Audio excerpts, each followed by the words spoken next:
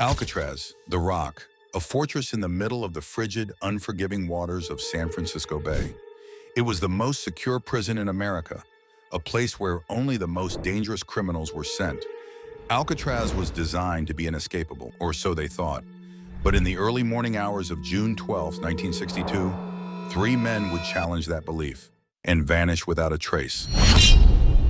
Alcatraz Federal Penitentiary operated from 1934 to 1963, housing some of America's most notorious criminals.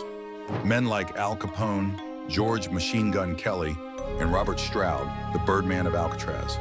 The prison was built to be escape-proof, surrounded by icy waters with deadly currents. It was said that even if you managed to break out of your cell, you'd never survive the swim to freedom. But that didn't stop three determined inmates, Frank Morris and brothers John and Clarence Anglin, from plotting what would become one of the most infamous prison escapes in history. Frank Morris, a career criminal with a high IQ, he had escaped from several prisons before being sent to Alcatraz.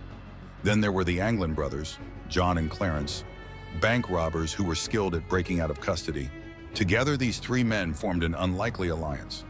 Over the course of months, they meticulously planned their escape. They were patient, cunning, and resourceful.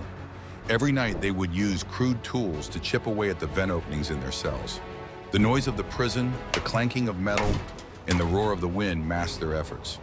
They hid their progress with painted cardboard and created a makeshift workshop in an abandoned utility corridor behind their cells. But escaping their cells was just the beginning. They needed a way off the island.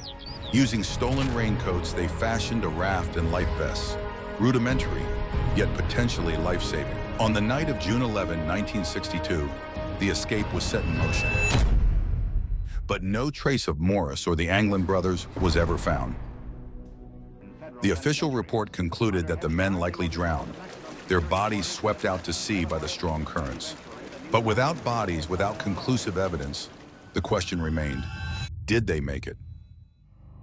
Over the years, numerous theories have emerged. Some believe the men were successful and lived out the rest of their lives in South America, supported by sightings and letters supposedly from the escapees. Others think they perished in the cold waters, victims of the very barriers that made Alcatraz so notorious. In 2015, a photograph surfaced, allegedly showing the Anglin brothers alive in Brazil, decades after the escape. Yet even this has been met with skepticism. Was it really them or just wishful thinking?